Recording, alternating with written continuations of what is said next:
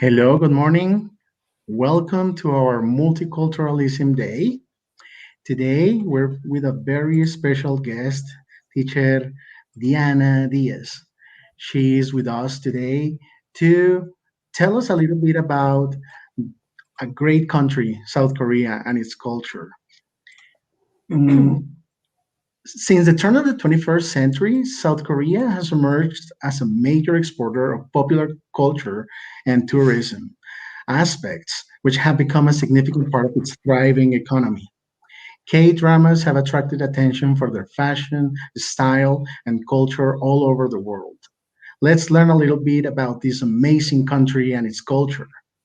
Isiganeo Diana Waham ke Yulgiseo. Enjoy this time with Diana on our Multiculturalism Day. Diana? Thank you, Andrew. Um, okay, so first I want to make sure that everybody can see the slides and that everybody's listening to me appropriately.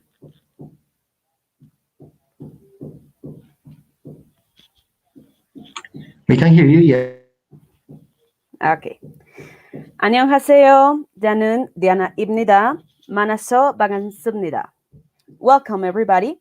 As I said before, my name is Diana, and I'm going to talk to you about Hallyu, or the Korean South Wave, which is a popular trend nowadays. The idea is to understand how they managed to go from this to this in a short amount of time, and to explain a little bit the reasons behind its success. So, first, we are going to talk a little bit about some historical aspects related to this country that I believe are going to work as the foundation of our understanding of Korea, particularly South Korea. You guys may know that North and South Korea are right now two countries that share the same territory and language, but are actually very different. So, the first thing you need to know is its geographical location. So, the Korean Peninsula is a region on East Asia divided almost in half into almost completely different countries, North Korea and South Korea. But it was not always like that. Actually, 72 years ago, these two countries didn't exist. Instead, there was only one country, one territory called Korea. Okay. The Kingdom of Korea was a world isolated place, and almost nobody had an interest on it except for its neighbors, China and Japan. In 1894, China and Japan got into a war because both of them wanted to have the control over the territory of Korea. A year after that, well, Japan won the war, and they actually ruled for 10 years, more or less. But it was a really chaotic time for Korean people. They were really cruel to Korean people. Um, so it was like a really bad start for Korea. Obviously, they wanted to control Korea because of its geographical location, as I said before, because it was strategically good for them to be close, for example, to Russia and to other countries. So as it was like a really strategic place, they wanted to have that control to rule over Korea. So if we go after the time in which the Japanese like started ruling Korea, if we go to 1904 and 1905, another neighbor with its own interest appeared. It was Russia. Okay, so the Russian Empire here and the Empire of Japan um, came into a war. Okay, they both started a war because the Russian Empire wanted to defend Korea from the Japanese. They wanted to give the Korean people back their territory. However, in this war, there were no winners. Only many defeats, many deaths, but no a definite winner. And so Japan continued to rule the Korean peninsula. Okay. However, Russia started influencing a lot of soldiers in order to adopt communist ideas, right? In order to fight the Japanese and recover the Korean territory. So this happened, and if we skip a little bit on time and we go to this time, that is the Second World War between 1939 and 1945. So while in Europe, most of the important fights were being fought on this side of the world, in the east part of Asia, Japan had become a powerful colonist empire that wanted to attack every weak territory. In this case, well, such as Korea. Korea was a really weak territory for them. They were really cruel to Korean people. They actually changed, for example, the name of the people in Korea, the population. Um, they started changing their names um, for Japanese names. I don't know. I believe it was like in an attempt of like stripping them out of their own identity. They actually forbid them to speak Korean, and basically what they wanted to do is for Korean people to forget about their traditions and their culture. So yes, it was a really cruel time for Korean people. Something similar, for example, happened to our native people here in South America. If we take a closer look, they were also stripped like out of their identity. So I just wanted like for you to make that comparison by yourselves. Um, in 1945, the U.S. Beat Japan by throwing two atomic bombs on its territory. Right. So the end of the Second World War was here. The problem was that the winners must decide which defeated territory to keep. Among the winners, we had the US with imperialistic ideals and the Soviet Union with communist ideas, right? Among the losers, we have, for example, Germany, that was also divided on the West, influenced by the US, and on the East by the Soviet Union. Among the territories to be divided was the Korean Peninsula, that was recovered from the Japanese at the end of the war. The Soviet Union was already on the north side of the peninsula, and the US was already located on the south of the peninsula. But they both wanted like the power of the whole peninsula. Okay. So they proposed that the country was divided over the 38th parallel. And so they did. On 1947, the UN proposed to vote to make some elections in order to democratically choose the president of the whole country of Korea, not divided, the whole country, the whole peninsula, the whole country of Korea, right?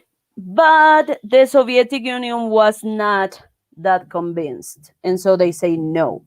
And so the election process was given only on the south part of Korea. Okay. On 1948, Syngman Rhee became the first elected president of South Korea. He was Korean, of course, but he made a political career in the US. And so it led us to think that maybe the US put him there because he fit somehow the ideals of the US. And so North Korea decided to do the same thing, but they put Kim Il sung, a soldier who fought the Japanese in the Second World War. Okay, so I want us to make a stop here, and I want you to notice how these two different ideological and cultural perspectives influence the people of the now divided Korea. Okay, is through art, literature, and mass media, they managed to maintain the influence that they both had on on their countries. On North Korea, highlighting the ideals of Kim Il Sung and almost putting him as a god, right? And on the South, with Sigmund Rhee, by opening slowly to the globalized world that we all know nowadays. Okay, so the end of the war means happiness, right? Well, it doesn't, at least not in this case. Why? Because when these two presidents like got into both of their countries and won the elections on both of their countries, um, an even bigger crisis started because both of them wanted to recover the other part of the territory. They didn't want to have just North Korea or just South Korea, but they wanted to recover the whole peninsula for themselves. So the worst crisis, the worst conflict, the worst issues started here because both presidents, as I said before, wanted to recover the whole territory, and but none of them was willing to give away the power, you know. So the rivalry provoked another war. Okay, I know that you may be thinking now, another one? Well, yeah. Imagine what these poor people have gone through. So it was a really cruel war. Some people even say that it was like this close to become the Third World War. Okay. There are very like different versions about this. Particularly, for example, North Korea always say that they won. Um, and South Korea said that they won, and the U.S. Support South Korea, and so they say that they won. Well, there are a lot of versions um, about this. So I want to recommend, I want to suggest to all of you who are watching this to do a little bit of research, to do your own research about the topic, and have your own perspective on the matter. However, I am just going to provide like some general perspective on this particular war. Okay. On June 25th, 1950, a battle broke out between the two armies, the North Korean and the South Korean army, in the 38th parallel, marking the beginning of the Korean War. North Korea advanced and almost took all of the country, but South Korea made a surprise attack and recovered that part. I mean, the south part of the country. The whole world had eyes on that war. The whole world was helping. Even Colombia sent military forces to South Korea to fight. A fun fact about this is because of this brotherhood between Colombia and South Korea, Colombians do not need a visa to travel to South Korea. Okay, just something for you to have in mind. But obviously, well, the biggest amount of soldiers were coming from the U.S.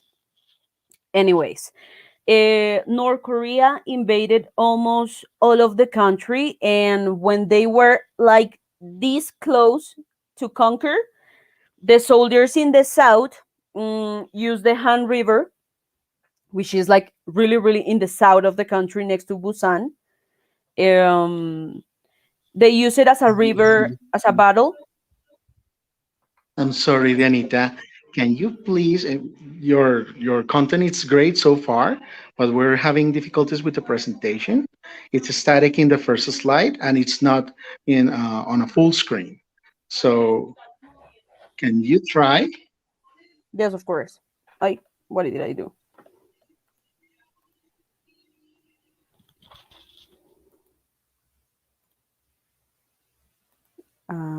Let's see.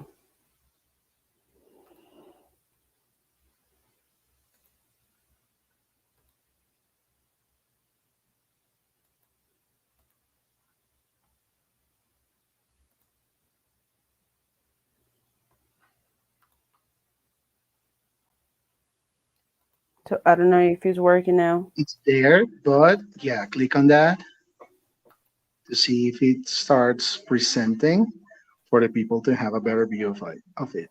I'm already like presenting.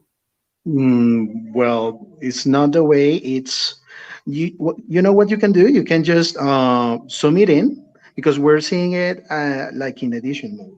You can just zoom it in a little bit and just yeah, like that and move around your presentation. That'll be okay. The thing is that it has like some transitions and animations, so it's Well, not. just in case you need some support, just move to the slide that you may need, and you can just move forward with your presentation. I'm sorry, but I was receiving some requests by teachers, so I figured it would be nice for them to have a better view of it. Okay.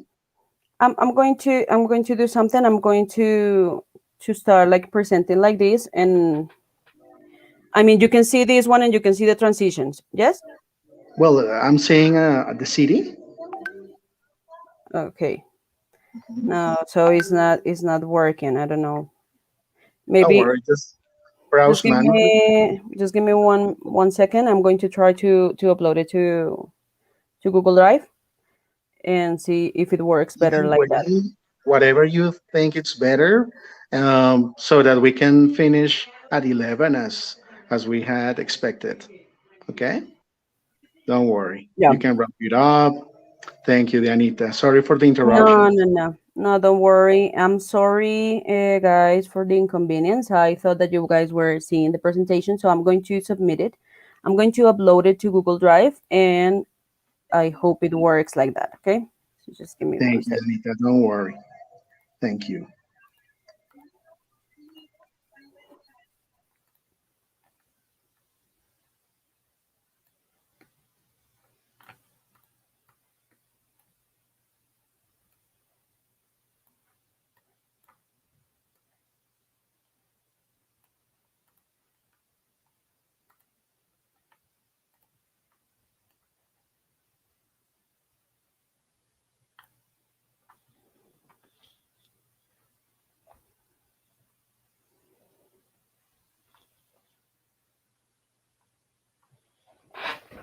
Okay, is submitting.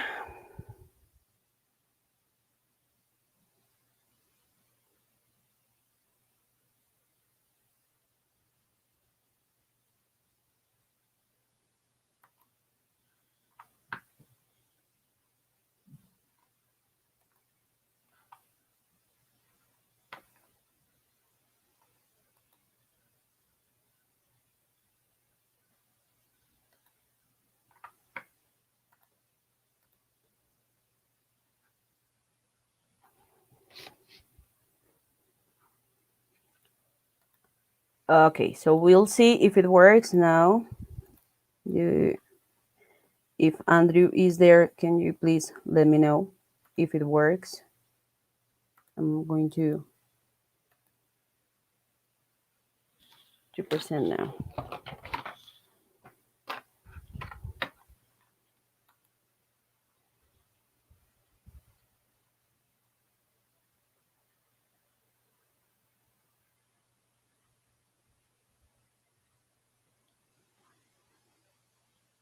Okay,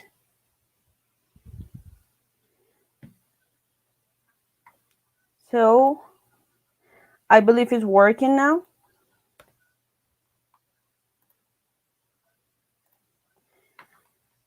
And,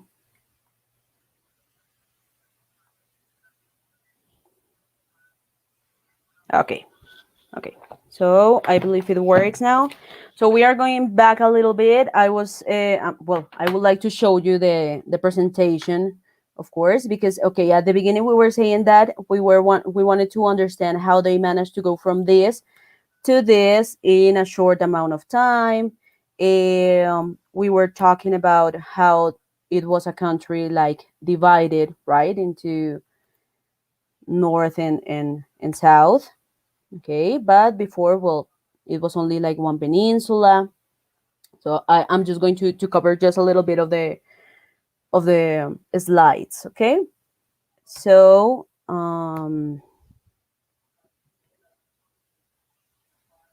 Okay, so we were here in the Second World War. Um, really good. Okay, here we were talking about how the Soviet Union was already on the north side of the peninsula, and how the U.S. already was on the south, and how they were like divided, how the UN proposed elections, but the Soviet Union said no, so they only did it in the south part of the country. The presidents. Okay, so we were talking about the Korean War as well. Nice. Okay, so I believe that we were in this part, right? Um, Good. Okay. So I believe it's working now. Okay. So we were talking about how North Korea invaded almost all of the country, and when they were about to conquer, they used the Han River, like next to Busan, in the really south part of the country, um, as a battle line. Okay, that neither like armies could cross, and so they made a surprise attack and won again, like won back their territory. So after a lot of fighting in 1951, the war basically was stationed. They basically stopped in the same place in which it started. That is to say, the 38 parallel. Remember the line in which the two countries were divided. So there were like 2 years of threats, fear, um, but they divided. I mean, they avoided. I'm sorry, the war because they knew that it could lead to fatal results. Okay. On July 27th, 1953, they signed the armistice agreement. Both parties decided to sign this agreement. So the war was not finished, but they committed, like, they pinky swear that they were not going to attack each other anymore, and they also delimit the DMZ, the demilitarized zone. Fun fact, it is one of the most militarized zones of the world. Okay, so now, well, as you can see, it is here, is that red line, that is the demilitarized zone that divide the country. So basically here, well, we can see that the US started to have a lot of influence on South Korea, in terms of industrialization, even of the music. Okay, so even here, they started creating like a lot of, they technified the music. They started like approaching to other countries, and that is the reason why, for example, they had a lot of um like development in terms of science, in terms of technology. And that is the reason why, because like with the help of other countries, that is why South Korea, for example, at this moment is like one of the main countries in terms of technology and scientific development. Okay, they didn't forget about their traditions, but they started like appropriating of many other like traditions and cultures from many places, particularly from the US, and particularly the young people. Okay, um, so now we are going to cover a little bit, now that I had to run for a little bit. So I'm sorry, but I will have to run. But we are here to talk about the South Korean wave, the Hallyu wave, and how everything started. Well, everything was a little bit different for each country. So let's start talking about Hallyu in Asia. So on one hand, we have China. So things were really calm during the 90s, and actually on 1992, after South Korea established diplomatic relations with China, K dramas and pop music is starting like gaining a lot of popularity among the Chinese community, and that was marked as the beginning of the Korean wave or Hallyu. Okay, it is said that everything started on 1997 with the K drama "What Is Love," that is the one that you are uh, watching right now. There, uh, also K-pop started to be presented in China in an increasingly amount, and particularly the type of dancing was really popular among young people. However, there is like one moment in the history of Hallyu that basically fractured everything, and that was the concert of the K-pop group HOT on February 2000. Okay. On the other hand, we have Japan, and Japan's Korean fever started in 2003. Although Japan is known worldwide for having its own amount of cultural movements around the world, like they also loved the Hallyu movement, and with the appearance of this K drama Winter Sonata, um, so it was really successful. It was so successful that Japanese people started traveling to South Korea only to see the locations in which the drama was recorded. They also love seguk, or historical dramas, such as the Jewel on the Palace. Okay, and they also had like a new wave of Hallyu with K-pop groups such as this one, Doban Chinky, Super Junior, or Big Bang. Okay. In the southeast of Asia, in countries like Singapore, Vietnam, Cambodia, Malaysia, Indonesia, well, the Philippines, it was basically the same thing. That was like the third wave of Hallyu in Asia. Obviously, well, we are not behind.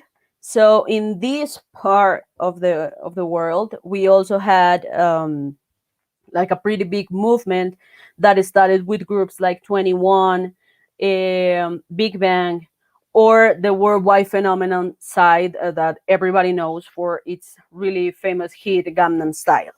Okay.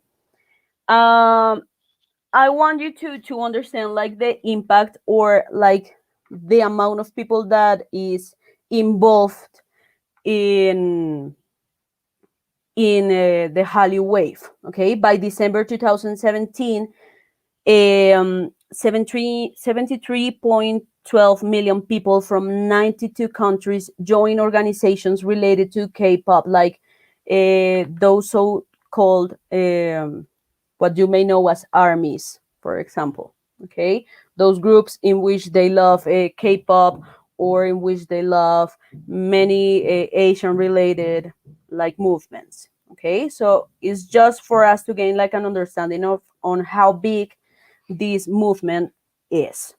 Okay, so groups, I mean, as a worldwide phenomenon, this group, for example, Twice, it was the first female group of South Korea that reached the 300 million visits on YouTube. Okay, it was like a worldwide record. EXO, for example, is another group that is really famous because of their dancing, because of their songs as well, and it is really famous, pretty famous here. I mean, in the whole continent, in the whole America process, right? Another group that you guys may know, which is quite famous right now, is BTS, right? BTS is like a male group, and they actually won like 3 times in a row the top social artist on the music Billboard. So that is a like a huge deal, because it was like the first group who did that like in history. So they are like a pretty big deal right now. Um, we also have Blackpink. Blackpink, this female group, was actually one of the first one who participated in a festival in the United States. So I want you to also like have that context, because the fashion of the Korean wave extends like to traditional culture, the fields of gastronomy, literature, learning the Korean language, right? And that is attracting more and more enthusiasts. Okay. Um, I'm just going to quickly like click here to show you like one of the main K dramas, for example, that are being presented here on Netflix. So with these platforms, we can also have like the chance to watch a little bit more of that Korean culture. Movies such as Parasite, which won an award last year and last Oscar ceremony. So I just want to make like a quick conclusion here, because we need to like to wrap up. But we are talking about multiculturalism, and multiculturalism is not only to maybe go and appropriate things from another country. Maybe what we need to do here is to understand everything that happened, for example, since the historical background that I provided today, is just to gain a little bit of understanding and to respect the other country. Okay. So I wanted to give you like that reflection to well, to continue learning, to always motivate you guys to continue learning, not to stay, for example, only with English and Spanish, but to continue learning. Languages are beautiful, so I hope that you can do it sometime, and I hope that this speech also helps you a little bit, to in order to motivate you and to well, for you to continue doing what you're doing, continue learning. That's always the main goal. So finally, I would like to say kamsamnida. Thank you.